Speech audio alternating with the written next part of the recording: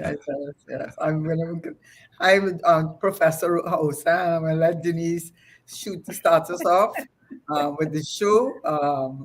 And so happy to have you on. and Thank you. looking at some of your comments, I'm certainly glad that you're with us today. So, Mm. Dennise. Thank you very much, and good afternoon. Welcome to the show. And remember to call us on 222 Talk, 222-8255. Or if you need the toll free number, it's 866 525 1099. That's 866 525 1099. And this afternoon, we're having a conversation with Dr. Roger Hussain. Is it Dr. Roger Hussain? Is it Professor Roger Professor Hussain? Dr. Roger Hussain. That's the correct designation. Coming from academia, professor. He had the doctor because he had his PhD, but the professorship now he had to be awarded that, and that Yeah. is what he got most recently. Am I not right, Doctor Professor Dr. Hussain? Yes, correct, and thanks. So, thank you very much for being here. And Karen and I have this conversation called Hard Talk. And one of the issues that we've been talking about for quite a few weeks and it's been coming and going is what is the outlook for Trinidad and Tobago's economy in the short to medium term? What would you say it is, Dr. Hussain, Dr. Professor Hussain? So, thank you for the invitation. Good to get straight into it. I wouldn't give my outlook. I will give what the IMF has said, right? One of the things that the IMF did is they said that economic growth has returned to the Trinidad and Tobago economy. So that if you look at numbers for 2022, 23, 24, 25, you will see it above zero. Anything above zero means the economy is growing. Anything below zero means it is contracting. If you look at the same various IMF report, I look at the April 2024 online database, you would see that 2015, 16, 17, 18 was negative, 19 was, I think, marginally positive, 20 and 21 were negative. So that by the end of 2021, we was about 22% or thereabout smaller than in 2015. And we have returned to growth. So you are seeing some growth numbers for 2023, like 2.4, 2.5%. Same kind of numbers for 2024 is expected. Growth has returned to the Trinidad and Tobago economy after we have lost significant economic output, not only because of COVID. People try to say we have contracted because of COVID only. We have contracted for a multitude of reasons, but growth has returned, and it's a good place from which to build and push forward. But having said so, when we talk about growth, and you speak about it, you started by, I know that you read in one of your articles, you said on average between 2015 to 2022, our growth declined by on average of negative 2.7%. So without wanting to throw a cold water on anything that you've just said, one reading that would say to yourself, well, Trinidad is in a good place, even though, of course, you've seen the mid-year review. And one of the things I wanted to mention, I was just looking fit because I took it from the central bank, not for this show, but for another show. And you were just saying that people blame COVID. And I just wanted, this came from the central bank. And they had these numbers. They showed you the position that all the countries were. I mean, the Eastern Caribbean, Jamaica, Barbados, Guyana, of course, is an outlier. And Jamaica in 2020. Barbados was negative 14%. The Eastern Caribbean, negative 16.3%. But Guyana was 43.5%. And Jamaica was negative 10%. And yet, by 2021, those very same countries that I mentioned that were in a negative position, by the next year, they went, I'll even jump, next year, they went from 0. They went to 0.7, 3.5, 9.9, 4.4. And by 2022, had recovered so much. Barbados, for example, from negative 14 to 9.5. The ECCU from negative 16.3 to 6.4%. I know Jamaica is not in a good position in 20. The forecast is not positive based on the World Bank numbers, but Jamaica was -10 and they recovered to 5.9. So when you're seeing those kinds of recoveries from countries that are service economies, I mean, do we have anything to boast about, or should there even be concern that we talk about growth, but growth, as you started by saying, from a zero position, from a negative position actually. So I wanted to your response to that. Yes. I want to be fair and say that because of the bad state of run we had, even if you play, I'm going to use a cricket example. If West Indies play Australia and we lose, we play India and we lose, but then we play, I'm just going to call two teams, say Uganda, and we play Afghanistan and we win, it's still 2 victories. So we have 2 victories. It may be 2 marginal victories, 2 small victories, but we have 2 victories. And that's where the Trinidad and Tobago economy is at, in a sense. We lost some good ground between 2016 and 2021. No doubt about it. We were one of the economies that contracted the most in the world. In fact, if you look at the data, I tend to take the IMF data and look at it in big long wave cycles. If you look at the data, you would see we were one of the worst performing economies in the world in 2016, in the top 10, one of the worst performing economies in 2017, in 2018, in 2019, in 2021. 2020, many countries contracted. But in those economies I call there, we would be in the top 30 consistently worst performance. And in one of the years, we were in the top 10. In 2021, we would likely have been in the top 10 as well, because you quite correctly pointed out, in 2021, when borders opened, countries started to show growth. Trinidad and Tobago showed -1%, I believe.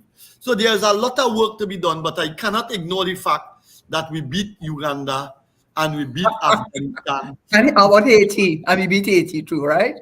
Meaning that we have made some small progress. But okay, Dennise, if you don't mind me asking, because this is something that I want to hear from an economist, someone who's trained. I obviously am not. What concerns me the most, and I've said it many times, is that I put a lot of we know that oil and gas are volatile products, and we know that we are energy economy. I read today that actually the oil has declined to 11%. The last time was 8%. But in any case, we are already natural gas. So my concern is that if you are seeing for the whole of 2023, but the new fiscal year started in October 2023, 2024. Right? But it started at the end of the year. And for the whole of 2023, and that continued all up to about 2 weeks ago, the natural gas prices were not going beyond $2, $2.50, $1.67, and so on. And yet, when you presented the budget, you said that the natural gas price, which you were predicating our revenue position on, was going to be $5 with no explanation except to say, well, it's $1 less than last year.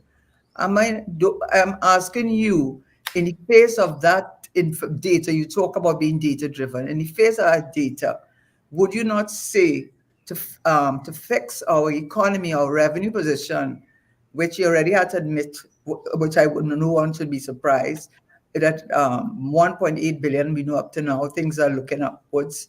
But would you not say that was the height of irresponsibility and recklessness to fix it at $5 when it was nowhere there for the entire 2023 and continued into 2024, and using that and with no explanation whatsoever for giving that as a figure? Karen, again, let us be fair. I want to know why they did that. I generally, if you look at the budgeted numbers used, in my opinion, I find it always equal to the mean plus 1 or 2 standard deviation upwards. So I generally ignore it. The taxi person is not on that bus anymore, including me. Okay, meaning that generally speaking, when I look at these budgetary numbers, they are generally higher than they should be. In other words, you sort of pick a number, just you cite the IMF and you cite the World Bank and you go a little higher, and that is the number that you use to sort of give you a high revenue. But then you always see in April, they come back and tend to ask for more money in the supplemental. But the point I want to make in this, if you want to get the most honest interpretation of the state of the Trinidad and Tobago economy, read what the Minister of Finance said recently in his affidavits, his sworn affidavits. I saw what The minister was very sincere. He showed the true state of the economy. He let the population know how terrible things are. He showed that, and I'm using his words. I don't want to I'm not talking about that. I asked you a straight question. And by the way, you are not right. As far as my experience is that when we set the budget and when I came in as a minister, I was told that they always take a conservative position. The reason being, reason, and they give you, because they'll tell you how they arrived at it, how we arrived at it, and we always go less than the position, because when the mid-year comes around, there are lots of ministries who wanted more that you couldn't appropriate to them, and you're hoping that things would have gotten better so that you would be able to appropriate to those ministries the additional revenue that you got to the consolidated fund by taking a conservative position regarding the price of oil and gas. So that's what we did. You are not wrong. You are not wrong. I'm not disagreeing with you. Right. I'm saying in the recent, like let's say in the last 7 to 8 years, I have not really paid attention. This is my personal opinion to the oil and gas prices in the budget because I generally know that they were exaggerated. That's my honest opinion. I follow these things daily. You're wrong, you mean? No, I'm using the word exaggerated. And I follow these things daily. I look at these things intensely. So I have a good idea when they are incorrect. And so I generally, to be honest with you, don't pay attention. I just wait for the midterm review to see how much we would come back for. Because I know when I hear certain numbers that they are immediately wrong and they are exaggerated. And that, in my opinion, you hearing what you're saying, Professor? You hearing what you're saying? I am giving my personal opinion. I'm telling you. But you are a professional, and you are actually saying that. I mean, and the reason why I was more concerned this year than any other year was because when I went back, Mr. Data-driven professor, I went and looked at the numbers from the beginning of 2023. And from the beginning of 2023, it never crossed over 250. And he gave that budget in October 2023. Dr. Hossain, please. That is. Yes, but we are getting lost. We are getting lost in specific numbers. I'm saying to you, why are you surprised? And I want to ask the two of you. I want to ask the two of you, what is the takeaway for the man in the street from this conversation? The takeaway for the man on the street is this. The medium-term period is going to be one in which it's going to be rough. The unemployment rate we may see numbers like about 5%, 4%, but the labor force participation rate is very low. It's about 56%. Right. The economically inactive population is over 400,000. Right. Revenues and I'm using some of the minister's numbers here. I think he was very sincere in his affidavits. I mean, it was I don't know about the affidavit. It was one of the only documents. Review. Why you talk about? Are you all hearing me? To answer a question. I am hearing you. Karen is not. Karen is not hearing. Are you all hearing me? I am hearing you. Karen is not. Dennise, you know why? Because he keep talking about his affidavit. I am talking about the budget. But Karen, yes, but I'm saying, Karen, I am saying to you that the affidavit is a good place to start. The minister was clear. He showed that the economy is in a terrible position. He showed that the economy is in a terrible position. Okay. So, Dr. Hossain, what you're saying is that the level of unemployment is likely to increase. So the man in the street has to start thinking through how is he or she going to make money. That's not all he's saying. That's not what he's saying. I'm saying that. You have to give me a chance, my dear. I'm going Beautiful, to to realize say we know what I each want to other. say. But no, it's not that what it is. Go ahead, So I Dr. am saying that the medium term have gotten cut. You know, power outages happening during these meetings now. Well, You go ahead, you go power ahead. outages is Go ahead with happening. the I'm saying that the unemployment. medium term outlook is a rough one. I'm saying that the medium term outlook is one in which the labor market, to me, this is my personal opinion, appears strained. I'm concerned about the labor force participation rate being so low and nobody seems to be taking that up. I'm concerned about the the situation in the foreign exchange market, where I see the stock of foreign exchange keep going down and down and down, and our external debt has been growing with time. So by the end of this year, they will be probably about equal. I'm concerned about that, and I'm in particular concerned about the crime situation, which makes it so difficult for someone to want to invest freely. You know, you would have $100 and you would have to take $20 and put it on burglar proofing. You would have to put $10 on security networks for your car. So you can put the entire $100 into your business and get your business to grow and expand. You now have to divert potential investable resources into other areas, and it compromises the growth potential of the economy. So those things have me concerned, and you know, I hope that we could see some changes more targeted towards non-energy exports, because that's where I think the lowest hanging and best opportunity for the Trinidad and Tobago economy is in the medium term period. I hope that we could see some effort on the front to improve diaspora remittances, and I hope we could see some effort on the front to improve tourism inflows. But really, I can't see much of these things happening unless we fix this crime situation. Yeah. So it's a lot of work to be done as we move into 2025. Dr. Hussain, I know you mentioned crime, and we could do a whole spiel on crime and impact of crime, but we came to about the economy. And one of the things you mentioned, and I'm certain that many people do not appreciate when you talk about the labor force participation rate in relation to the unemployment rate. That's number one. Number two, if the Guardian misquoted you, then they misquoted you. But you seem like, from the way in which how you express your concerns about the lack of data, and if you weren't living into that so long, you'll pick up yourself and leave already, or something to that effect. Something that you were so upset that the data is not there, because I'm going to deal with the labor force participation rate, right? Which is where, again, that is where there's a lack of transparency in the way that the government presents information to the public. Could you explain to the man in the street the importance? In fact, CSO themselves, that's why I started to look at it. CSO themselves said the more important figure is the labor force participation rate. So I would like you to explain how that impacts on the unemployment rate, number one.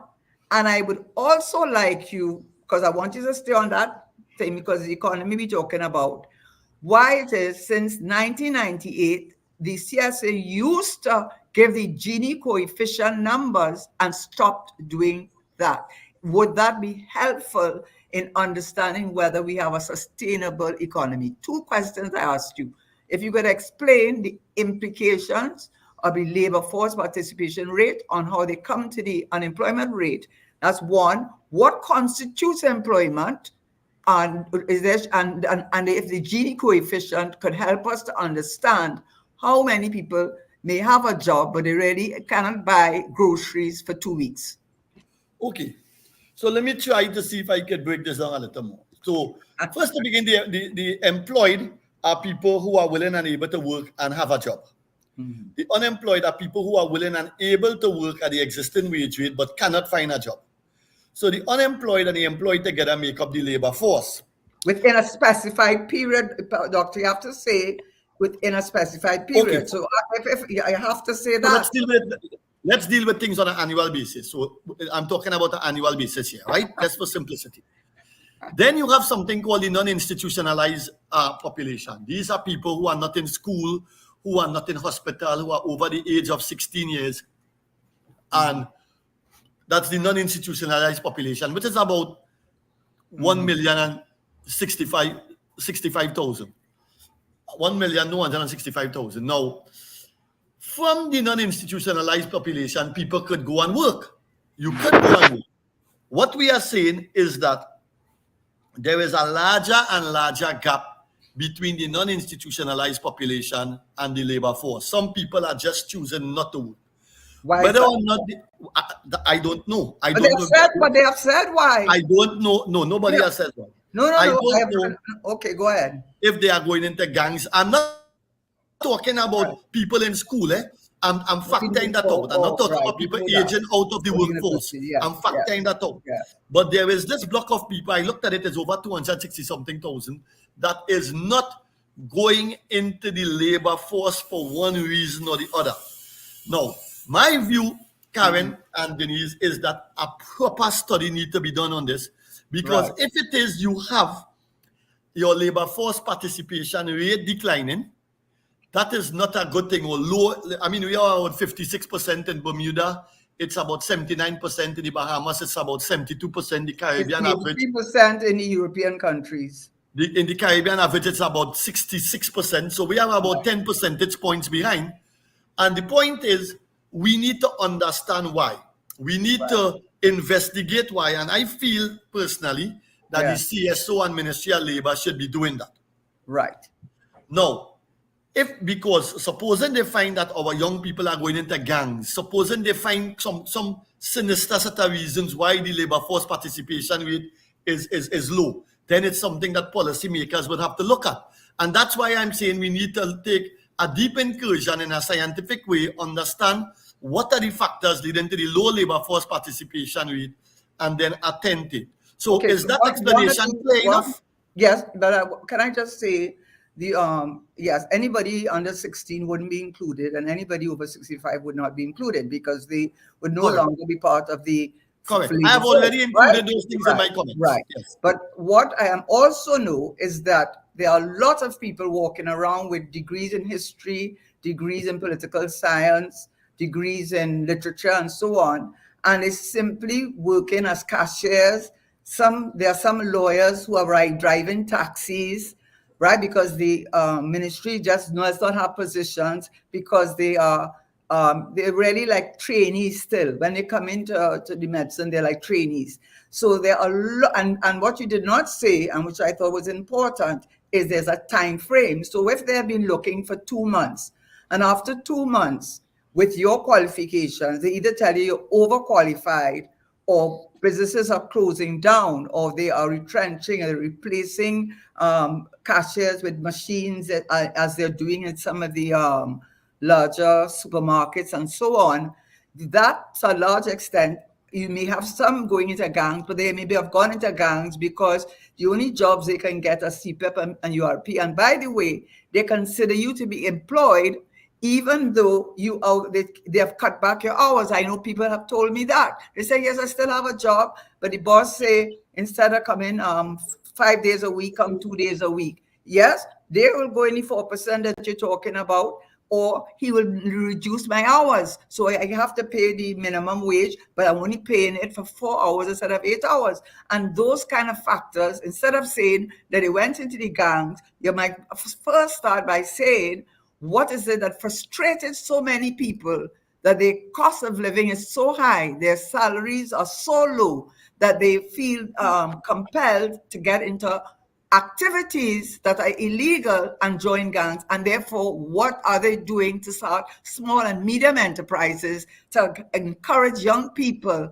coming out of school to become entrepreneurs in their own right, or providing real opportunities? But to tell me the employment rate is 4%, when I remember in United States, they were talking about that. They were saying that when the unemployment rate was low, but the labor participation rate was high, that was not a good sign, because it was an indication that people had gotten That is what they say. I'm not saying it. We haven't done any research at Trinidad, but the general response has been that people get tired of trying to look for a job and they sit down home, and therefore some gang might come and tell them to do things. I think you mean the opposite, though. I think you mean the unemployment rate low and the labor force participation rate low. I think that's what you that's mean. what I mean. The labor force, that's the labor force, that's what I meant. Yes, that's what I meant. We are saying the same thing, The truth No, about we are is not. that But you know what you said? No, Just now, Karen.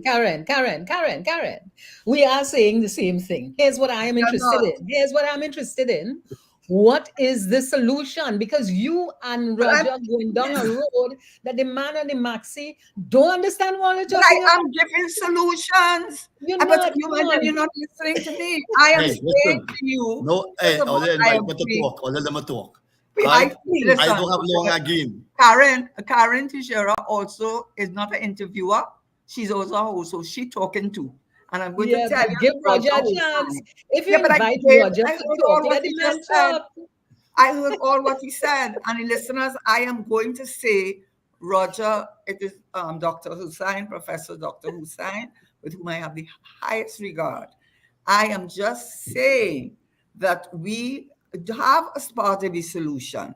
Part of the solution is that the government should take a much more robust and cohesive approach to the small, medium, and micro enterprise to create job opportunities so that they can contribute to the economy by whatever ways they can, and becoming their opportunities, rather than leaving them at salaries out of which there's nothing. And I agreed with what you said, that going into the gangs and something has to be done, and they need to do a study. I agreed with you. We are on the same page. They need to do a study. Yes, we agree. So, Dr. Hussain, could you please say what you wanted to say? Right. So, in moving forward, I think now it's a tight situation. It's a tight situation. We have to hold on to our saddle and we have to work. I would say we had a similar situation we were not in a recession now. In the 80s, we were in a recession. But in many ways, we have some parallels with the 1980s. And I would say to people, Karen is correct. Karen is correct in saying that underemployment is not sufficiently well documented. But I'm saying if you have a job, work the best you could do. If you could supplement your job in any other way to earn a little additional income, do that. If you could plant in the back of your yard a little garden to supplement your income, do that. But if we become aggressive and we disenchanted, it's not going to help the situation in any real way. What we have to do is, as we move forward, we try to build on what we have. And the government has a role to play, a very big role to play in exactly the same thing that Karen mentioned. Providing more opportunity for small and medium-sized business from a multiplier perspective, because as they grow, they will create a dynamic that helps the economy to grow. I take that point. Suppress crime, because these same small, they just do a Pizza Hut in Omera. When you come off, you would see that news. Suppress crime, so the pepper sauce woman, the popo lady, the corn soup man, when they do their little business, they could go home and enjoy the little dollar without getting robbed. The maxi taxi driver that Karen keep referring to, and the passenger wouldn't get robbed while driving or while taking a maxi to go somewhere. What security is a big concern, and what people don't realize or realize sufficiently enough, it is affecting the way in which we invest. And this situation requires careful governance, patient governance, loving governance, not a buff. Loving governance in which we direct the people. We explain to the people the situation. And I think the minister laid bare his soul in this one affidavit. I have never seen. They come back with the affidavit. What a such a sincere block of information. information. No choice. When you go on the affidavit, it's like given, if you don't tell the truth on the affidavit, that's perjury. Okay, well, So, maybe he was I'm under just telling sworn you. condition. I'm Okay, just fair telling enough. I'm you. not a lawyer. Maybe he was under sworn But condition, he so has he a had to LLB, so he knows. and therefore people should read the sworn affidavits, in my opinion, because that's I where read the it. truth I read it. lies. That's where the truth lies, and it's a good place to build. You know, you could go in parliament and say, in my opinion, you could say we had economic growth rate at 6% and 7%, and nobody will take you to court and whatnot. But in the sworn affidavits, the truth was there. It's all there for the world to see in various forms, and now we have to work with that truth. And We guess have what, Dr. Hussain? You see Standard and Poor's and all those foreign direct investors, they're looking at the crime position and they're looking at what the budget and the appropriation, those are the things. They might go and find that affidavit you're talking about, okay? Karen, And if you don't mind, and Dennise don't mind, is it possible? I would like to take two questions. Is this a program where you could hear what the man and woman on the street have to say, yeah, or but not? I want to tell you, I'll say something before that because as I have you, and I have you for a Okay. short while, right? This is what troubles me. This is really what troubles me. The dragging field and the going on for how many years, God does not know how long it's going on. And you know, and I know that the license from Venezuela means nothing as long as the Americans with their OFAC put controls on international investors investing. And now Karen, you've got Let me offer you some advice and the what? listeners.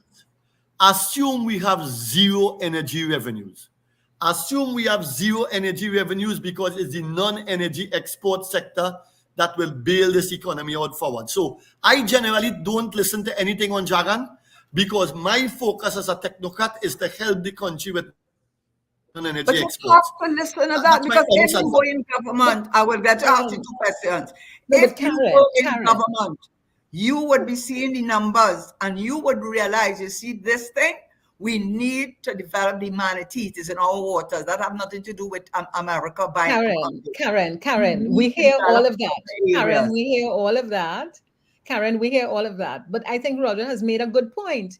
The energy economy has been declining for years now. What you're No, talking about will not just now, it will not just come back in a short time. So there are a couple of things that Roger has said that I think are critical. One, he talks about put a garden in your backyard so you can feed my yourself. God. You're, And you you know what is wrong? You know what is wrong? Maybe I should never have been in government in truth. Maybe that's my problem. go to what is Because, wrong yes, there. you know Go to why? what is wrong. Because the Prime Minister said since 2019 that we need 4.9 billion cubic feet of gas per day for the Atlantic LNG and the downstream economy. He said that. He said that we do not get that, we are in serious trouble. The other And day we he are said it in again. trouble. And we are. Yeah, but what And I'm we saying are. is, So just so Karen, you all keep saying that we need the gas, we need the oil, but we are but in we can't trouble, get and it there because is we no have gas. immediate. Karen, can I? There Yes, is go no ahead. immediate solution to There, the but energy there problems. were the Karen, humanity is Karen, the our past, waters. The past is the past. All the stupidness they have done in the past, we cannot change right I'm now. not in the So past now. we have to Okay, figure out all right. what are some options Give do them we a have pass. as a Give them a pass. people to survive on a daily basis. And a simple thing as having a garden in your backyard where you could get two cucumber and two tomatoes will help you if you don't have a job. And that is the point that an economist like Professor Roger Hossain is saying, that individuals have to start thinking of what can I do to make sure that I can either make money They're or already I doing can it. eat Already something. doing it. And They're people already are doing doing it. it. You see, okay, Dr. Anyway, Roger let's Hossain, there's suppose and something ask you else you a question. said that I would just like an explanation about. You talked about the diaspora remittance. And my understanding of diaspora remittance is that is any funding that people who live abroad would send back to Trinidad for their families. Are you saying that the diaspora remittance is increasing? No, I'm saying we have to try and get the increase. Okay, okay.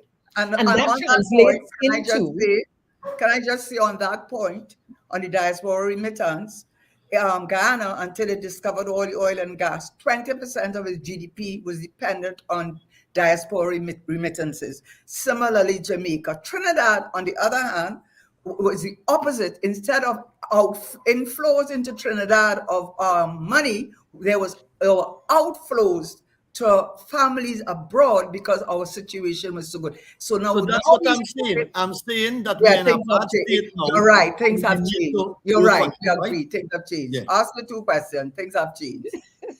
Things really change. Dr. Hussain, you asked about questions that people may be Questions, putting, and they're not calling, but they put it on the chat. Somebody Yeah. named Paul Prudence says 9.3 billion is not the true deficit, as government's non-payment of VAT refunds, income tax refunds, and monies owed to suppliers, who are owed billions. If this was counted, the true figure would be revealed.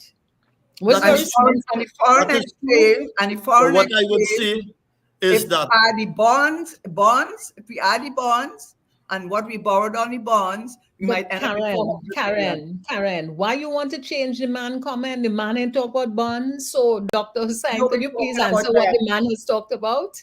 Is that what I would say is that the enjoy this word. movement from 5 billion, or what was the number quoted last year? I think it was 4 point something billion to 9 billion is a significant jump. And it tells us enough of the story. It tells us that no, that's taking you almost about 4% of GDP if I work out the numbers quickly.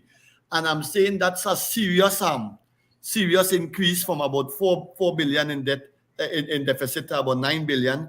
That's a huge number, and it tells the story. Yes, Karen is not wrong about bonds, and the person who wrote is not right about the VAT, wrong about the VAT, etc. What we are seeing is that a story unfolding that we have to work on. We have to work. We have a situation, and the situation, the numbers are telling us is much worse than we thought. Fair enough, and therefore we have to work on these numbers to improve it. I hope that is clear. Right. The person has another question. Can the panel address the staggering 9.3 billion deficit? What is the effect? What is the effect to huge deficits on the man in the street? Well, eventually, what would happen, I suspect what would happen is that we may borrow some money abroad. It would lead to, well, whoever lends us. We might go to the Andean Bank. Listen, you see those bonds that they floated? They're using the HSF, and they have set it in IMF and Standard & Poor's. HSF as their backing, right? So he has used up all of the bond thing as much as he can out of the foreign exchange reserves. So who lending us? That's why he has to concentrate on the Revenue Authority, and he has to concentrate on paying. But let's just say he goes to the Andean Bank or IDB or some group, and he gets some extra external funds. Let's just say that. Yeah, it could potentially increase interest payments as we go along, and that would reduce the amount of money, of course, available for health and education. Not in any drastic way, but just to answer the caller's question, that's where we could feel the pinch. And as I said, and Karen is not wrong. That's why the TTRA is so important. We need to definitely go after getting this TTRA open at some point in time. So any gaps in our potential revenue inflow pool, we could close it. So, the summary of all of this, and as I said, if you are in doubt, read the sworn affidavit, because Karen herself said that the truth has to be there. And the truth, even to me as a seasoned campaigner, somebody who knows these numbers amongst the best in the world, was surprised to see some of the things that it was surprised to see how transparent the minister was. And it was shocking. It was shocking to you. We have a lot of work to do as a nation. We have to try as best as we could to work together. You're right. He was transparent, and he was honest. When I say honest, he was. I agree with you. When I did read it, I was surprised that he admitted to a lot of what. And we have to now go in the trenches and do the work. But do not give him things. They're there for 10 years and they made a mess.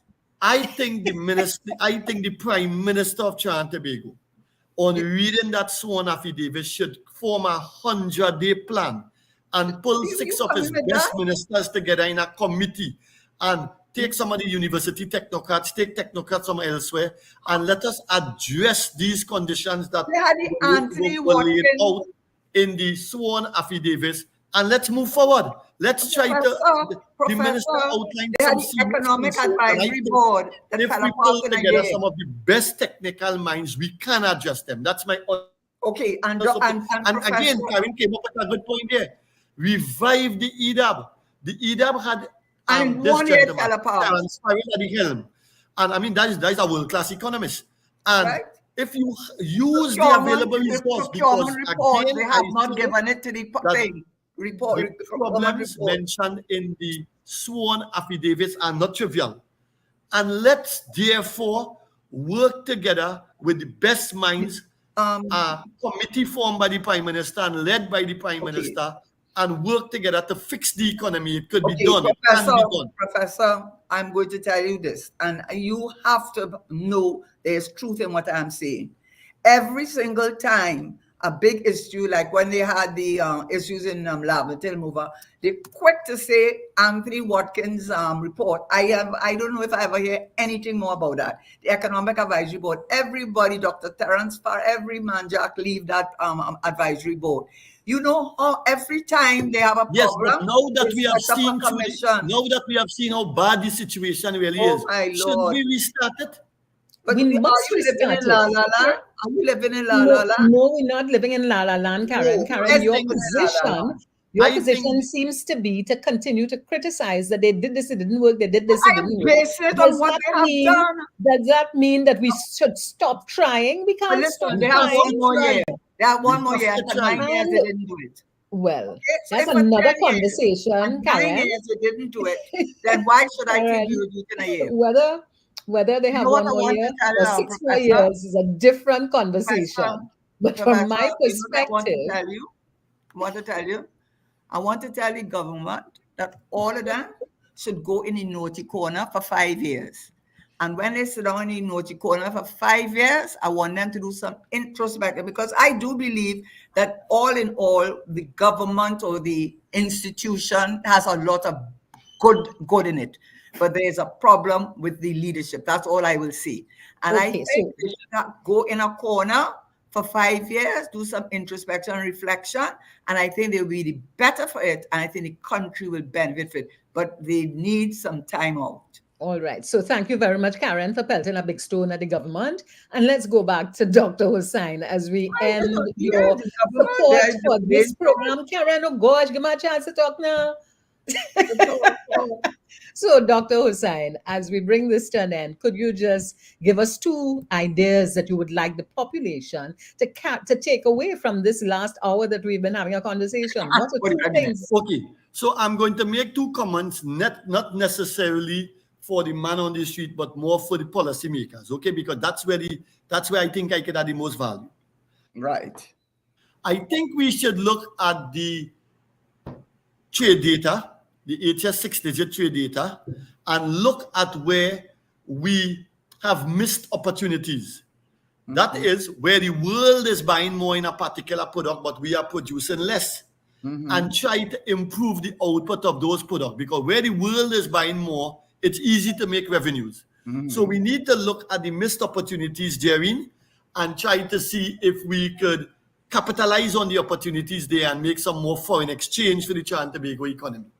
That's 1. 2, I think we should look at our food import bill, which increased to about $8 billion as we speak, and identify those aspects of the food import bill that are low-hanging fruits that we could produce locally and save on the use of that foreign exchange. Those are 2 things. I could give you about 20, but let's start with those 2. And in everything we do, Karen and Dennise, it's almost like, Karen, good evening, how are you today? What are we doing to earn more foreign exchange? That's how I see Trinidad and Tobago. Okay, So, can I just say, I know Dennise can get annoyed with me, but I only today, on your last point, I was in the supermarket and I said to myself, you know, the food bill went from 5 billion about a few years back and it reached 8 billion. When you look at products, you get about 10 varieties of one product.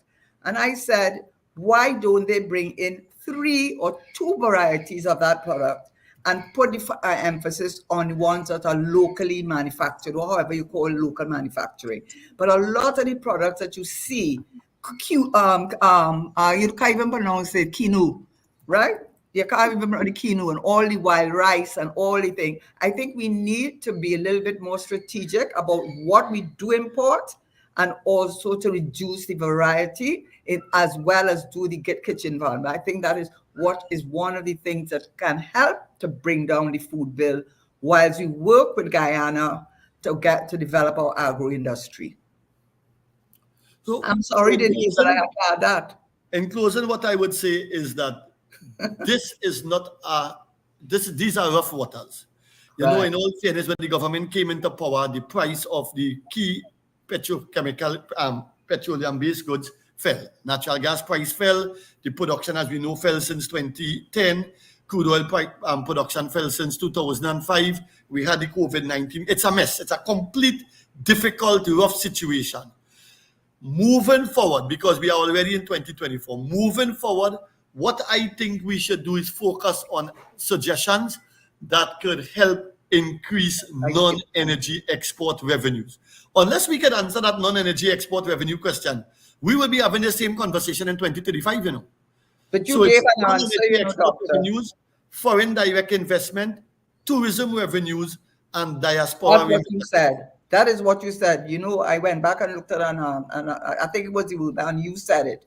You said that a lot of these East Caribbean countries that are doing well and growing, where they are focusing is on the services industries and that tourism. And you made a point that tourism is one of the major ways in which we can experience growth. And I'm taking that from what you said. Yes. Yes. So, Dr. Hussain, thank you very much. Your time, I think, is over. Thank you very much for sharing some new ideas with us. And one of the things that I am taking away is that comment about increasing tourism, that comment about using our local resources so people can think through what needs to be done and come up with ideas that we can implement. And then the point that I love the best of all is we all need to start growing some more food in our backyards, because the food is expensive. And if we're able to grow some food in our backyards, we would be healthier, we would have some more food. So thank you very much, Dr. Hussain. No problem, ladies. Yeah. Thanks for the Thank invitation. you. And Karen too, don't forget me. That's why I Karen. said ladies. Right? Don't worry, I am. Don't worry, it's okay. Thank you. Thank you.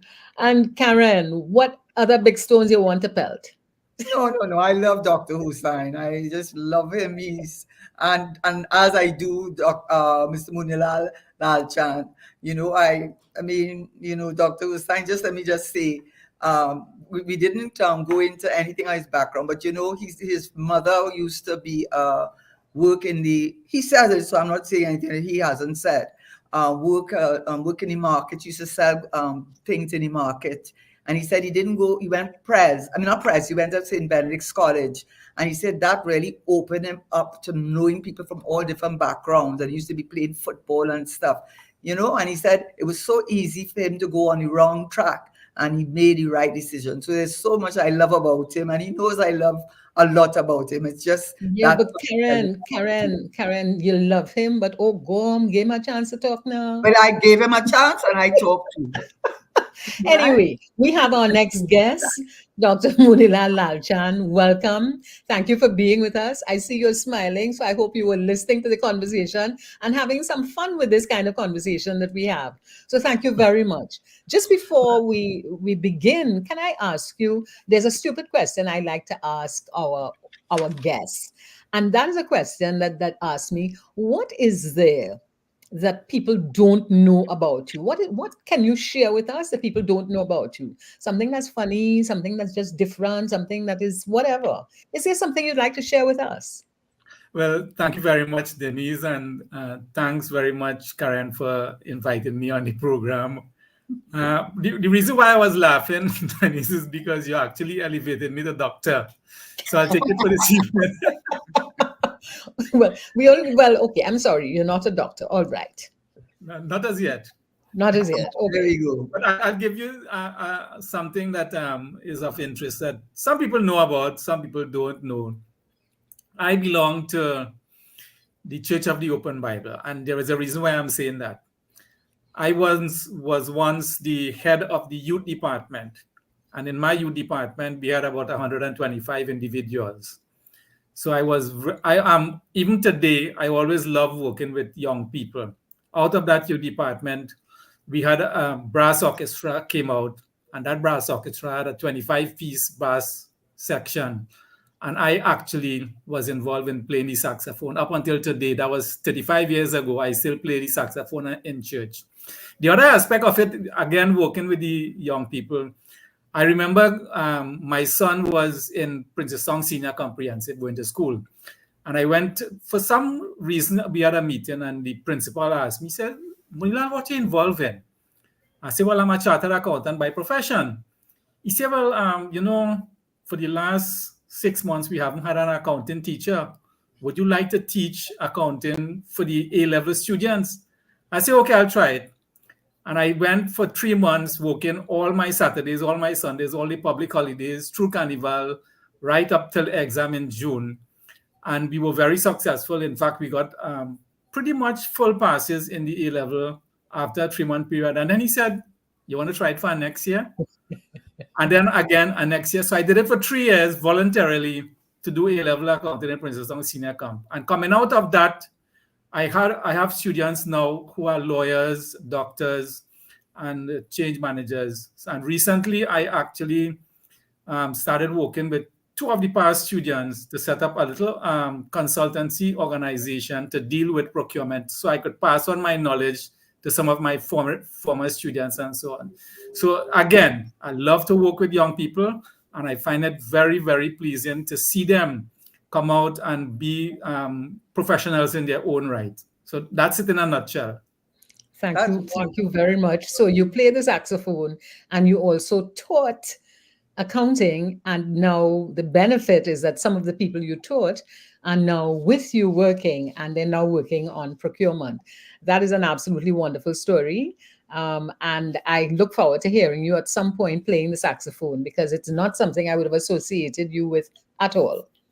That you play the saxophone. I also play the drums and the synthesizer. So yeah. So what you're telling me is that you're a musician.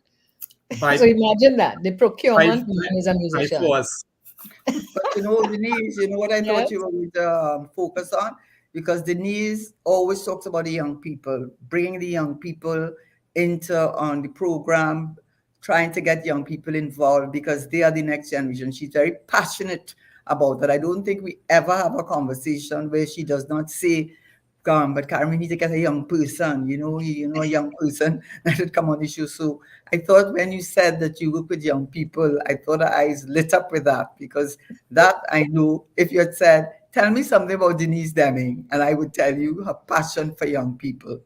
That I can say. But and Karen, that is just consistent with my passion for the future development of our country. We can't do it. We old people can't do it. Okay, stop saying what is old people. We are. I don't know. I can't get a nicer word for old, but I don't know, Karen. Accept things now. You're old like me. No, I'm not. I'm not. I will give you a joke. I have a little grandson, and he knows that I don't want to say my age, right? So he always harasses me. Grand, how old are you? How old are you? He knows, we figured it out by now, right? So one day I said to him, I'm 1 year older than I was last year. At the end of that, stop asking me that. But that's not what you hear about. You hear about your having been the procurement regulator from 2018 to January 2023. And from what I read, you were quite prepared to continue in that position and continue to serve, to see the procurement legislation actually, all of it proclaimed. And there's where a little bit of the law comes in, because you can pass a law and have it passed by both houses, but until the president, if this is a law that requires proclamation, which is usually will be a law that requires you to put in place certain institutions, certain things to make sure that it can actually operationalize it. You won't be able to do that until you have proclaimed it. And so why I asked you to come today was because a gentleman from the Fazir Khan, the president of the Joint Consultative Council, has said that the Section 24 was one of the last sections that they proclaimed. And they proclaimed it in April last year. And what they should have done, according to Section 24, was to provide an annual report to the Senate and to the House of the procurement report prepared by the regulator. And he's saying that that has not happened to date. So I want you to tell me what is the importance of the procurement legislation. Why is it so important to the man in the street, to all of us, public procurement and disposal? We've lost. I'm not seeing a picture of you. I don't know where you've gone, Mr. Lalchan. We're looking at a sign, but we're not seeing you. Are you hearing us? We've lost him for a while. Let's see if he comes back onto the system. Yeah. If it's anything, we might have to do what we had to do with Dennise, with speaking to him. That'll be unfortunate. So Karen, the question you're asking about the procurement system has to do with the legal side of it, and you're saying, what are you saying, that the laws have not yet been proclaimed? No. What has happened over time is bits and pieces of the act has been proclaimed, and it's not just a legal. It becomes legal in a sense of policy. Usually requires to be brought into legislation, and there's some that require proclamation, and that is one of them. And they did proclaim pieces and pieces, and one of the last pieces was the requirement that the report of the procurement regulator, who is, I believe, Miss Beverly, I can't remember the last name, please excuse me, the Fazil Khan raised the question as to why the report had not been presented for this year.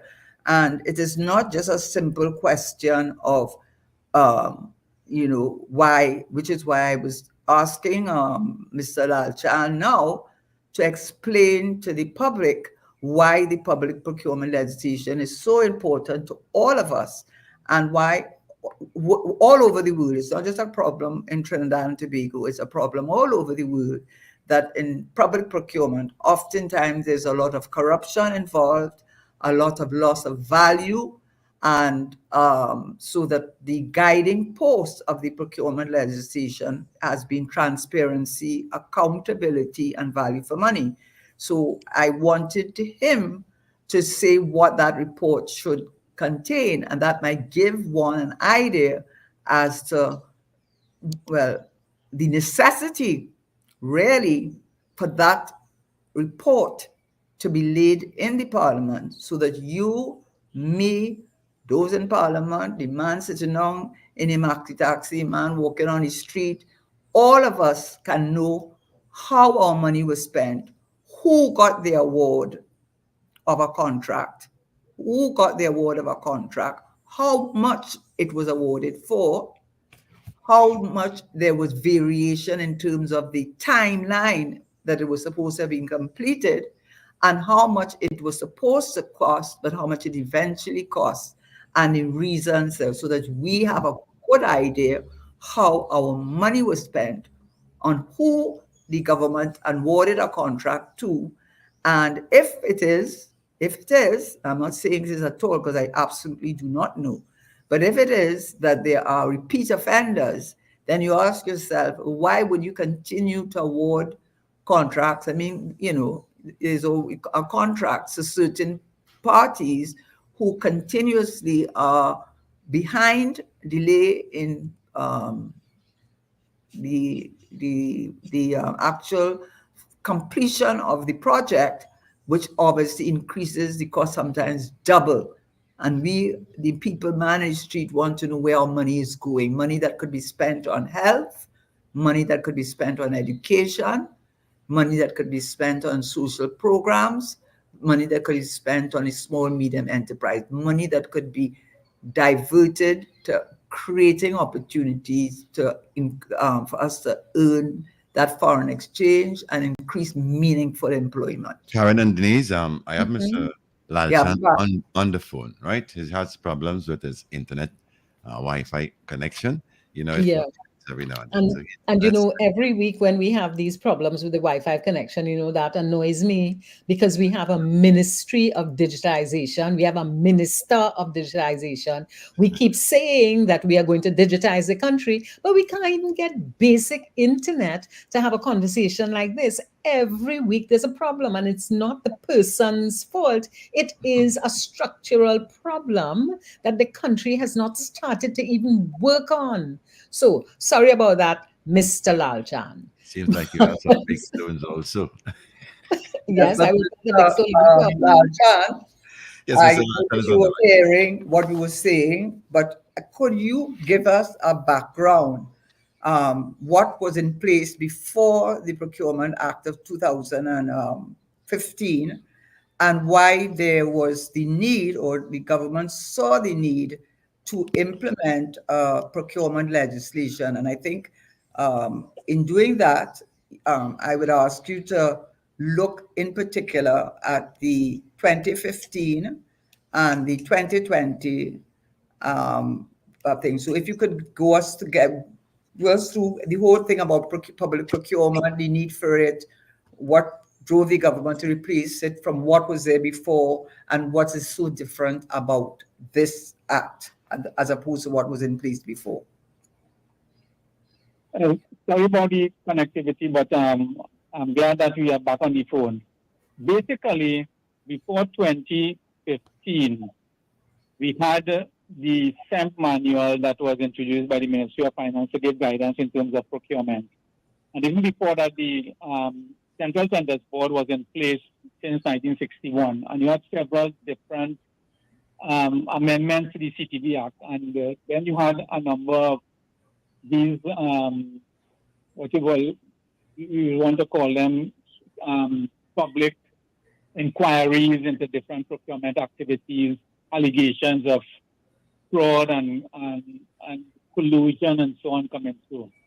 So then came the white paper on procurement, and following which the act was passed in 2015 in Act number 1 of 2015. Now, when you look at some of the statistics that would have been gathered by the OECD in 2014, they did a study that suggested that basically 10 to 30% of all contract funded by the government is lost through corrupt and fraudulent practices. And then a similar study was done by the European Commission that showed that over 120 billion euros are lost every year. And these are countries that we look up to say that they are top in terms of the corruption perception index and so on. And then the World Bank suggested that out of the GDP that a country spends about 13.6% in the procurement activity. So we did a quick back of the envelope calculation when I was at the OPR and suggested that if we have the necessary management structure and legislation to support it, we can literally save about $5.2 billion per year just getting rid of corruption and fraudulent practices and so on. So that's really the reason why we really need strong legislation. And basically, in 2015, the act was passed, but it was not really fully proclaimed until last year in April. So between 2015 and last year, we were in the process of putting together all the different pieces that will pull this together in terms of handbooks, guidelines, regulations, and so on, and actually setting up the operation of the office to deal with the requirements of the act and handle things like challenge proceedings and so on.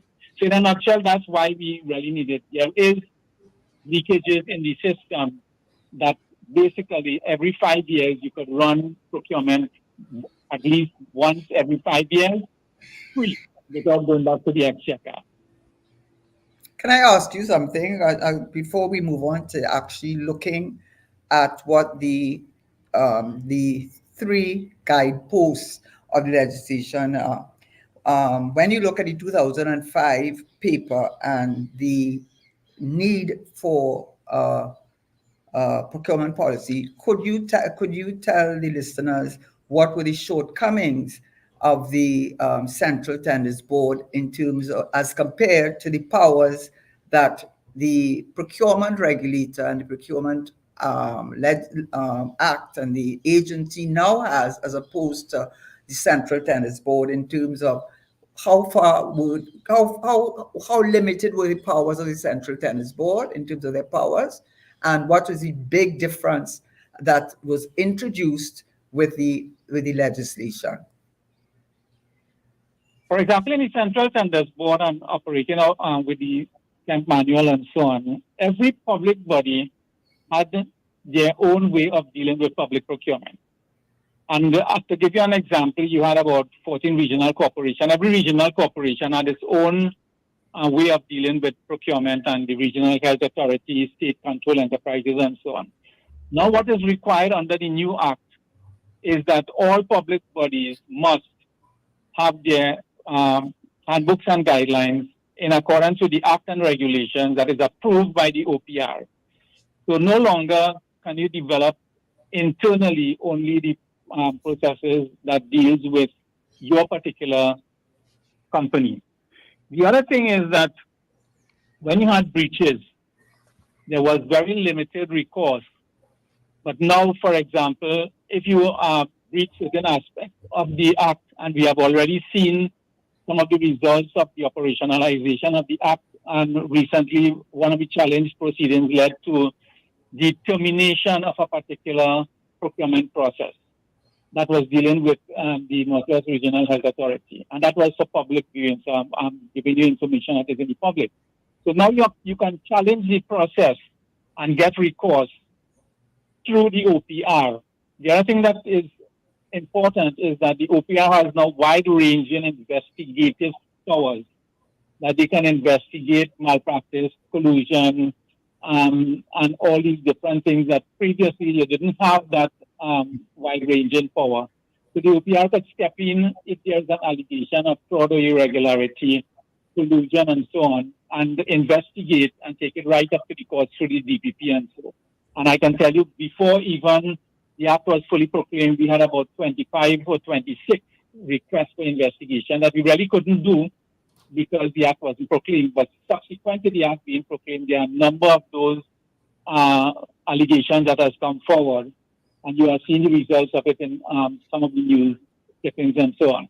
So those are the kind of things. The other thing is that in the Central Tenders Board, that was limited to only certain things will go to the Central Tenders Board. And the Central Tenders Board also, to the Board of Survey, would have been responsible for disposal of public property.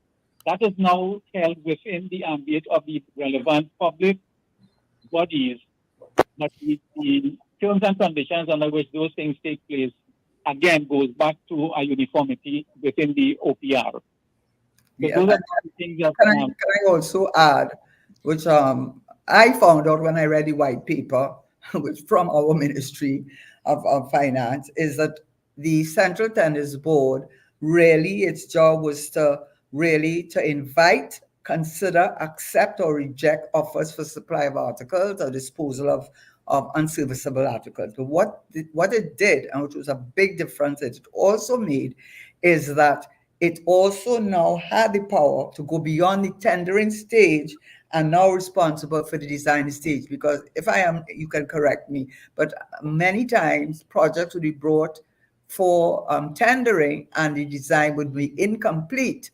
Now the OPR, procurement regulator, now has the power that if the design is not complete, that it has to be completed before it's tendered. Because when a project is not fully designed, that's where delays and that's where change orders come in, and that's where costs increase. And also, they did not have anyone, once they came out of the picture after they awarded the contracts. They didn't have any power to monitor any of these projects. They had no power to implement. They had no equipment, and they had no power to really, from my understanding, they allowed projects to be submitted that were incomplete, which led to a lot of these variances that we learned about. Is that And so one other thing I want to ask, because I need clarification on this, just because I do not know the answer to it. It came out in the 2005 paper.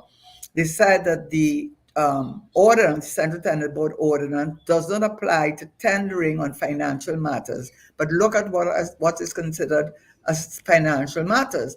As such, it does not accommodate delivery of the system of design, build, or both build, operate, lease, and transfer, or build, own, operate, and transfer.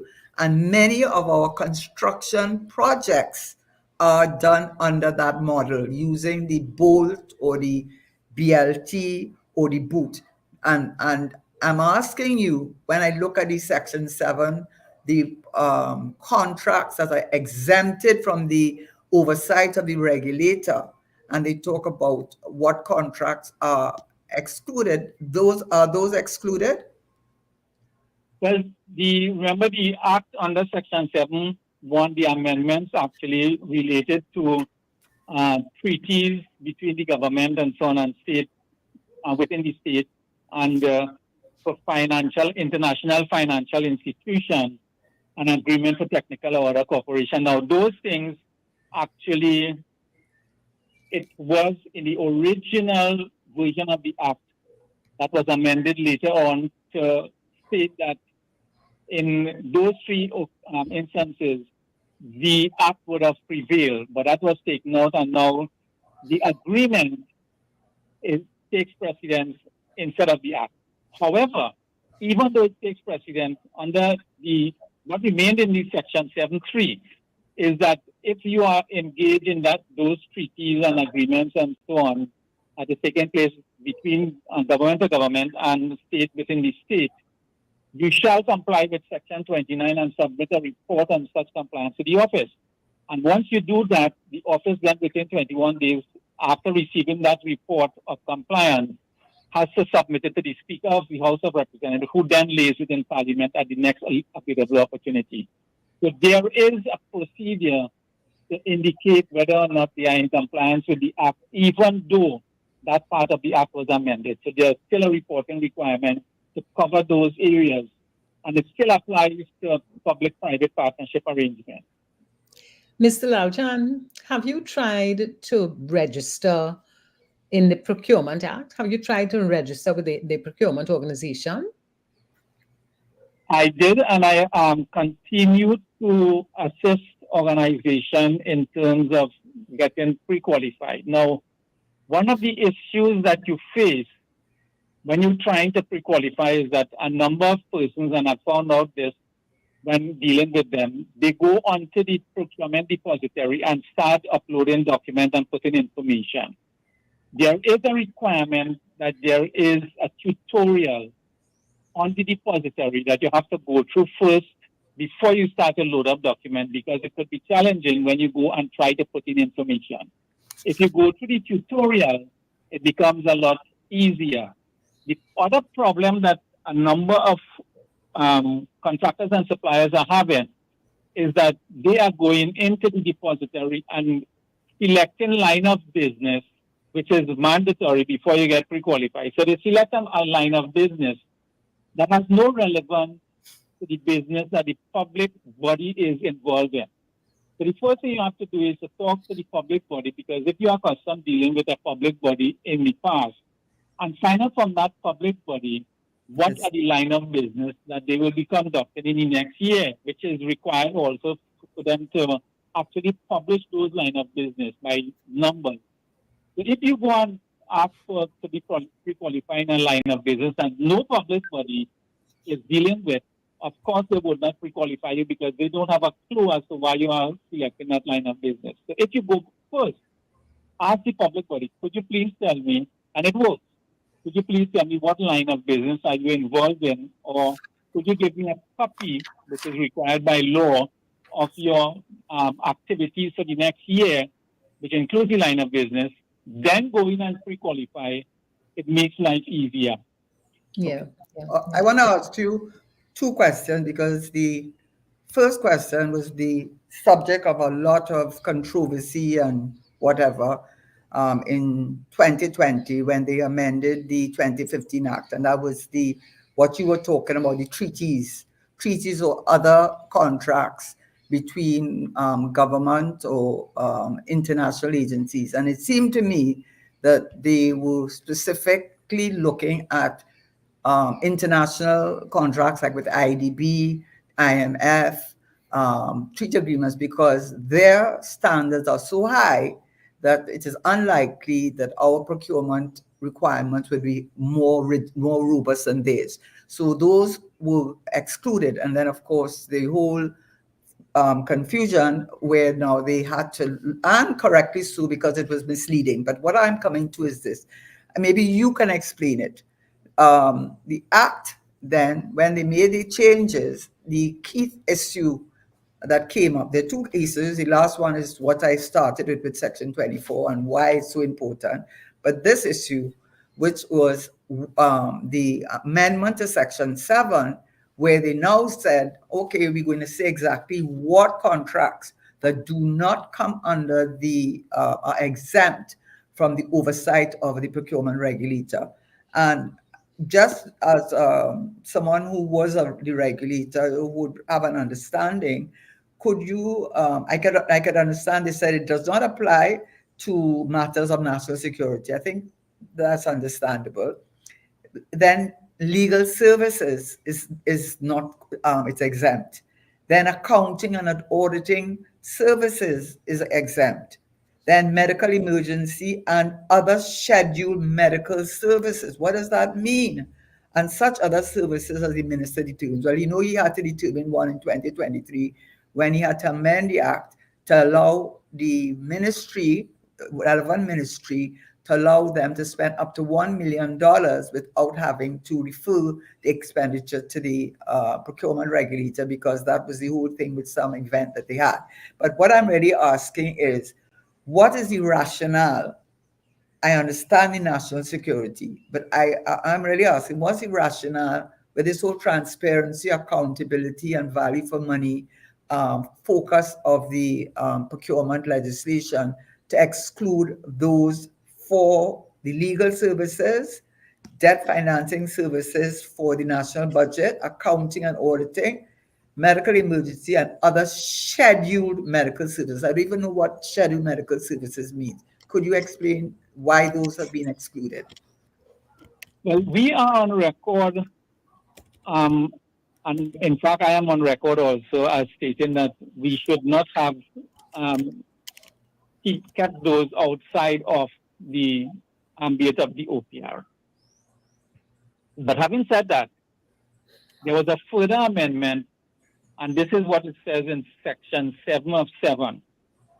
An order under subsection 6E shall be subject to negative resolution of Parliament. The minister shall submit to the office annual guidelines which outline the circumstances under which exempt services in subsection 6 may be procured, and the office shall forward a copy of the guidelines in subsection 8 to the Speaker of the House of Representatives, who shall cause the guidelines to be laid in Parliament at the earliest opportunity. Now, that was the amendment, but to date, I have searched for it, and there are no guidelines that has been prepared that to actually exempt those services. So they are exempted, but it was subject to guidelines which have not been prepared as far as I know, and somebody could correct me. So you exempted it. You are supposed to put guidelines in place, and no guidelines have been put in place. So therefore, without those guidelines, in my opinion, you should still be following the Act. Okay, so I'm come back to my question. I genuinely would like to know, what is the thinking behind? I understand the national security. I can understand that. But I am baffled as to why this is our money. It's our money. It's public. It's not procurement and thing. It's public procurement and public disposal. So it is things belonging to the people of this country. And as you have said, over $5 billion has been lost for corrupt practices because of the lack of transparency and account, which is why we had the Act in the first place. So to exclude so many legal services, and what is scheduled medical services. What is that? What is that? Is that medication? I don't Well, know what this it is is. why What I'm it saying, is. this is why I'm saying that we are not, and we were not in a position at the OPR to determine what constitutes scheduled medical services. Those things should have been relegated to the guidelines, and the guidelines would have given you the definition of what constitute these different exemptions, and that has never been done. So I am still as to what that really means in terms of other scheduled medical services. So I can't answer the question because I'm Well, not. that part, they could have, there's a definition clause in all acts.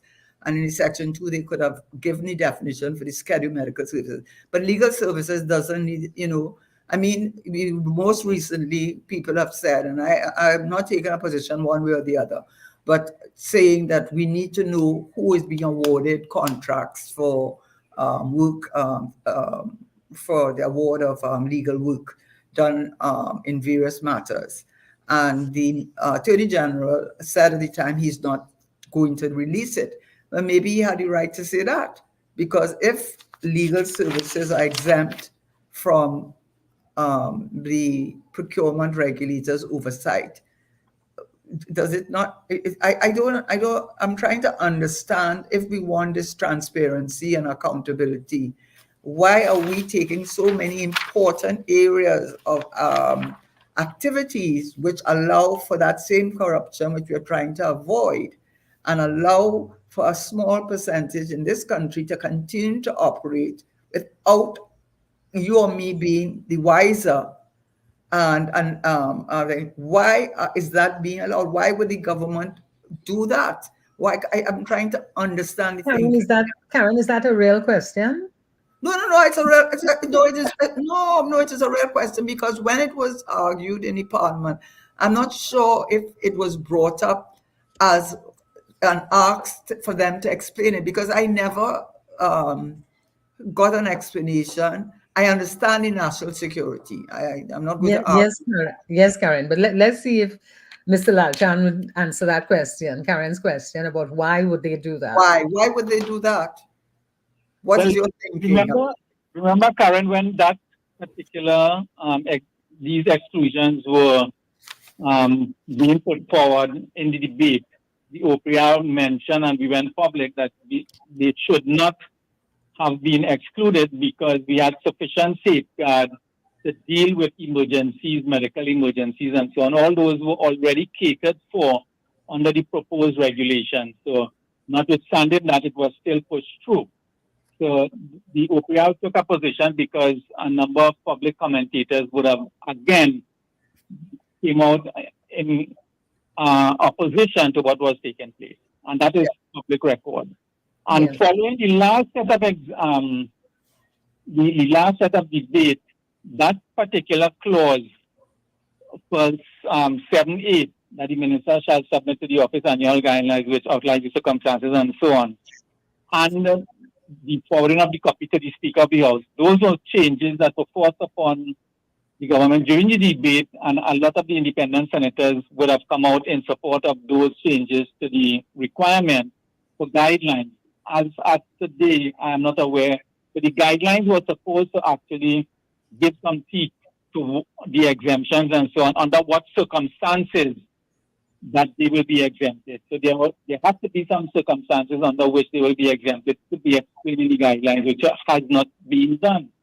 And I will just say, Dennise says, Karen, what I think, and it may be wrong, but what I think is that certain favored persons in this country are awarded certain almost monopolies of certain services, and they therefore do not want the man in the street in the maxi taxi to know, but they get this contract, but they get the contract under this, but they get the contract under that, but they get the contract under that. And, it's very worrying, because I could use the the scheduled medical services just as an example. I said it on another show. whatever medication I took, I even using the card that gives you a discount. It in a matter of 2 or 3 weeks, it had gone up by $200. Now, this idea that our leader has said, and I am not against the rich getting richer as long as it trickles down and the poor also benefit, but that is not what happens. The whole theory of deregulation was rubbished with Thatcher and Reagan. And in fact, what they do, and this is what they are doing, they take that money and they reinvest it in stocks, and you don't see it trickling down to the man in the street. In fact, what you're seeing is the gap is wide and wider. So I would think having this piece of legislation and me being able to go online and see who is getting what contract, and then saying, but how he getting this contract when he got that contract for, let's say, for $4 million, and he brought it in late by a year and a half, and it cost $8 million, and then he got another contract, and he got another contract. What it is that how he getting these contracts? And this is what in my opinion, I don't have any proof to support it, but that is what I think someone will think, that there's a level of opaqueness, a lack of transparency, and it is deliberate to keep information on our money from us so that we know the real state of play. But I'm going to turn to Dennise, if you don't mind, because that's why I asked him to come, section 24. Because I would like Mr. Lalchan to say what was the importance of the information that should have been laid in the parliament that section 24 requires. And when you will let him go through some of it, and you will understand why there's a concern that that report has not yet been laid. Mr. Lalchan? Yes, so Section 24 really was supposed to bridge some gaps that was, in essence, existing with public procurement. So, often you ask for a figure of money owed to contractors, and you get different versions of the figure in terms of how much really is outstanding. And sometimes you hear these stories that some people get huge mobilization fees even before the contract is signed, and no work is done. And therefore, you want to find out how they got those mobilization fees. And also, in some cases, you have certified work completed about 80%, but they get 10% payment. And in some cases, 10% certified and you get 80% payment. So what Section 24 was designed to do is to bring all that under the oversight of the OPR. So all public bodies supposed to send in to the OPR the contracts awarded by them. And the figure is the cost of the total value of the procurement contract, variations for that year, the number of contracts that have started but never been completed, so the unfulfilled contract. And in each case, the public body has to state the number of procurement contracts they awarded, the number of procurement contracts varied, and then the quantum of those variances, the number of unfulfilled contracts, and the quantum of the cost. With respect to the procurement for a project, a brief description of the awardee, so you know it's awarded to, the value, the scope of work, and the expected delivery or the deliverables of the project. Now, if that information comes forward, then you have total transparency in terms of all those contracts that are being awarded, how much is being paid, how much is being varied, and so on. And also the lessons learned in the procurement contract management. And for each public body, disposal of public property. So it goes from the procurement aspect to the disposal of public property. Notwithstanding that, all contracts and framework agreements awarded within a certain quarter has to be reported under a different section. I think it's 37 or 36. It has to be reported within 21 days of the end of the quarter. So there, you have two bites of the cherry really on that section 24. And let me just check it. 37, I believe it is.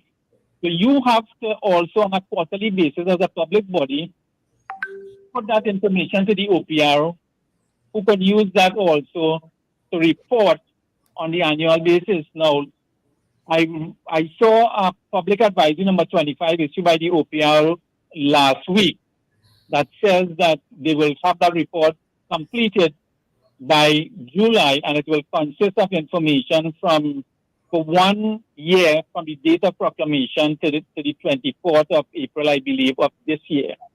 And then thereafter, they will fall in line with the annual reporting. So it's very important for the public because this report goes to the Senate, the House of Representatives, and the Minister of Finance.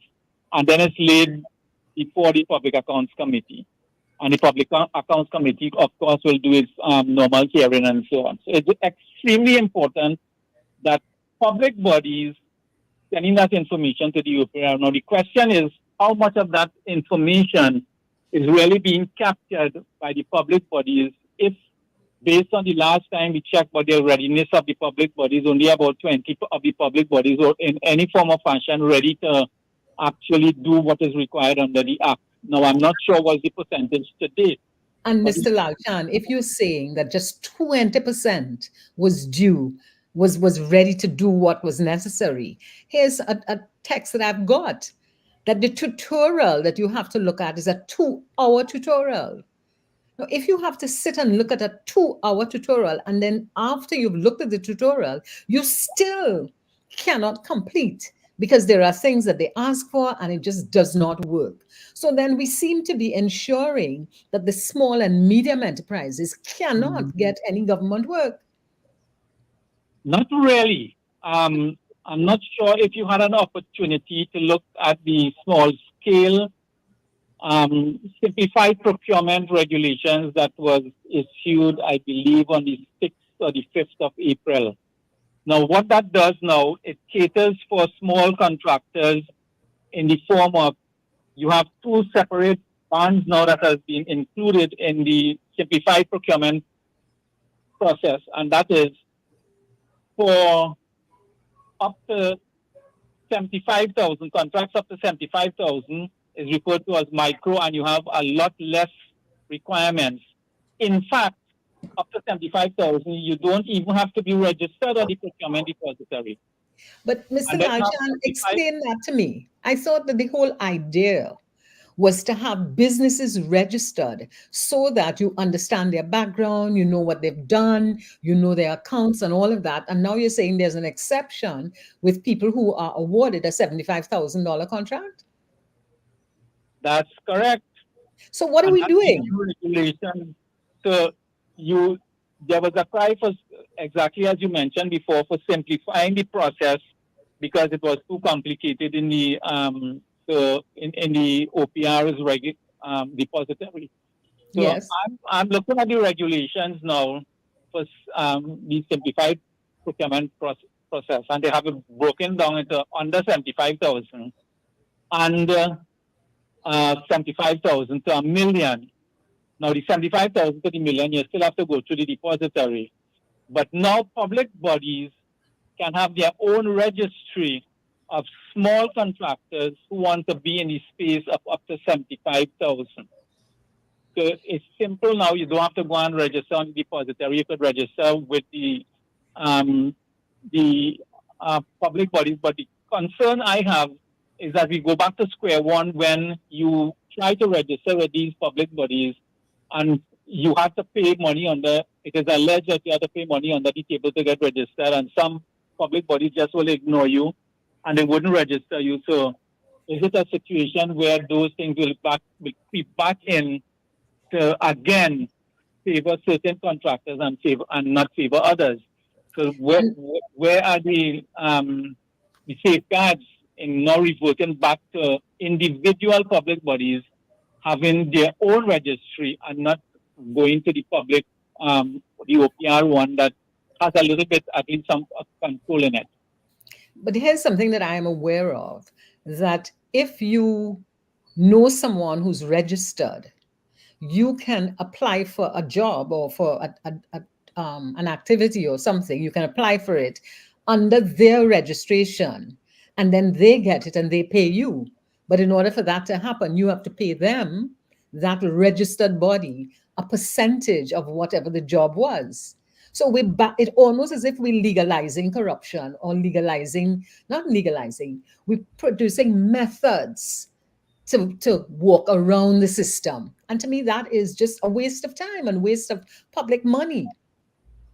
But that amounts to collusion, which is covered under the Act. And if you are involved in collusion, that is a case for the OPR to investigate and go to the DPP. Of course, we could argue that it take a long time to even get the investigation going and pass it through the courts and go through the DPP and so on. So all those are very valid arguments you have, Dennise. I'm sure that when those things are brought to the attention, it will be investigated. But the quality, you will always find persons trying to beat the system. Yes. And to me, systems have to be designed in such a way that people are willing to participate in the system. There are organizations, there are people I know who are not sitting down and viewing that 2-hour video. There are people I know who have been trying to get on, and what they've decided is, okay, I know so-and-so, and if I call so-and-so, they will tell me what to do and I will get on. So I'm aware of people doing that. So to me, the procurement system has not enhanced our structures, processes, and procedures. Theoretically, it might have, but practically it has not. Is that an unfair statement to make? No, you're quite right. And I have gotten personally a number of complaints about getting onto the OPR system. And I've invited persons to come and have a chat with me at no cost. Because in 10, 15 minutes, when they recognize what are some of the things that they are doing that will cause them problems, then they go back and they sort out the issues. Because I agree with you, so the depository, the tutorial takes a while. But even before that, when I was at the OPR, we would have invited a number of contractors through the Trinidad and Tobago Contractors Association, the Manufacturers Association, the Chamber of Commerce. And we had sessions with all of them. And persons would just not turn up to these sessions. And you ask them why, because they say that the act will never be proclaimed. I'll give you an example. We had a hardware from Arima actually went in and put in 3,000 line of business. What she did was to misunderstood what was required. So every piece of board and nail and whatever it is, he put it at a line of business. And all he had to do was to select the line of business for one hardware supplies. And again, if he had come forward and say what he was doing, he would have been probably corrected, but he thought he was doing the right thing. And you have a lot of misunderstanding and misinformation. And if persons actually, and I agree with you, you hearing complaints that people are not getting the hearing of the persons who are supposed to give them the hearing to help them resolve those issues. That also is an issue that has to be dealt with. Where do they go for help when the help is required to clarify those issues? So yes, Dennise, it is posing some problems, and people are getting difficulty in getting onto the system. And that is something that has to be worked on as a matter of urgency, because people are complaining, well, other people are getting contract, as you mentioned, and I'm not being invited. It is perhaps registered for the wrong type of business that they're supposed to be registering for. You know that Dennise might might be a little bit of being deliberate. In other words, the big organizations, contracting companies, they have all the legal department, they have their accounting department and so on. And so they know it like the back of their hands. So it's easy for them. So therefore, what needs to be done, something needs to be done in a more robust way to help what you're talking about, the small and medium businessmen, to help them to get on, because 2 hours is a long time for anybody to sit down and listen to a video. I don't think many people sitting down watching a video for 2 hours. So Even that might be deliberate. I'm not saying it is, but having that 2 hours is our indirect way of saying, well, we know the big boys don't have to watch it because they've been doing this all the time. But as you so have to do that, and 2 hours is a long time to listen. So something has to be done. I don't know what the suggestion is. Mr. Lalchan, as someone who created this problem for us.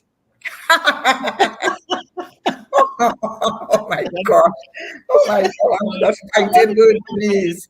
What do you suggest to a small business who would like to be able to get to, apply for government contracts and so on? What would you suggest to them? What should they do? Well, the simplified procurement process under the new regulation caters for all that. For example, if this is your first time doing business with the government, you can be awarded a contract even though you don't have the necessary tax clearance certificate and so on. That is provided for in the simplified version of under 75,000. But you must, within a 6 months period, arrange your business in such a way that you do get the exemption, but you are given the opportunity to get upfront contracts without the necessary bureaucratic steps of getting registered in the depository. That is catered for. My suggestion is that they read the regulations, and you will see that there is a lot of opportunities under that new regulations for small, and I do agree with the government in terms of how they went about dealing with the simplified under 75,000 and 75,000 to $1 million. It has removed a lot of the requirements for the bureaucratic steps in the procurement depository. And that opens up the opportunity to the small contractors and suppliers to get involved in those contracts. So my suggestion is that they read that and then develop those relationships with the public bodies, for example, like the regional corporations and those areas where they have these different contracts that will fall under the 75,000. So there is adequate provision under the new regulations. Okay, so we're suggesting that small and medium businesses go and read it, look at the 2 hours, and that there are some opportunities under the new regulation. No, they don't have to go through the 2 hours. The 2 hours. Okay.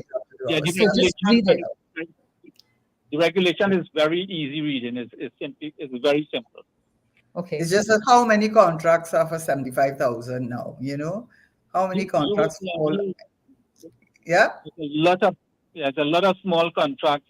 Okay. Under 75. I've been working with one of the public bodies, and all their contracts fall below the 1 million threshold. There are just 2 contracts over the 1 million threshold. Every other thing. Remember, everything from paper, lunch, breakfast, whatever it is, small, medium, a lot of contracts under 75,000.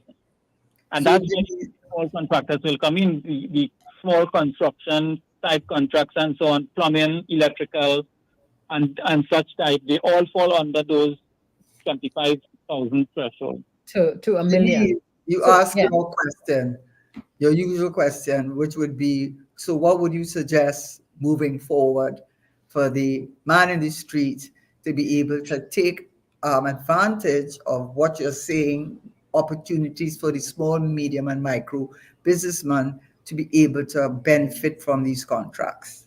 Is that what you might have? Yeah. Find out from the public bodies who will be issuing these contracts and sending their information to be registered on their registry.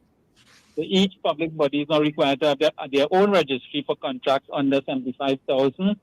So it's in their interest to find out from the public bodies where they can benefit from. And the public body is supposed to publish these information to the public in the annual procurement plan.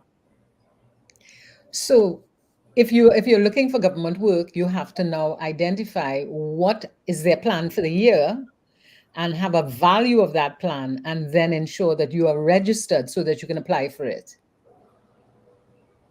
You don't necessarily have to know the value because, for example, the Heritage Petroleum and some of the other companies, they have a special program that they deal with what they call fence line community. and they engage the suppliers and contractors in those frontline communities to participate in those small-scale procurement activities. So that's an example. And the other one I would encourage them to do is to get in touch with their respective regional corporation. You have 14 of those right across, and a lot of those regional corporations actually play in the space of under 75,000. So there are Okay. two areas that you can actually get the information from the regional corporation and then get registered on their registry without going through the bureaucratic steps of the procurement depository. And thereby they can get registered and be invited to participate. Even though they are a new company and they don't have the tax exemptions and so on, they can still benefit from the first contract with those companies. Okay. So, Mr. Lalchan, I call you Dr. Lalchan, right? But thank you very much for being thank you very much for being with us. And what would be your parting words as we bring this interview or this conversation to an end? My starting words would be there is a lot of opportunities in the revised regulations to deal with simplified procurement. And I'm speaking to especially to the small contractors. Here's an opportunity for you to get involved in actually doing work for the government or the regional corporation, which is not only government, but it's also in your position, the Tobago House of Assembly and so on. And get involved and develop yourself in terms of doing your own type of work so that you can graduate from under 75 to over 75 to 2 million, because this is the first step that you are taking in developing your capacity and so on. And I would encourage them.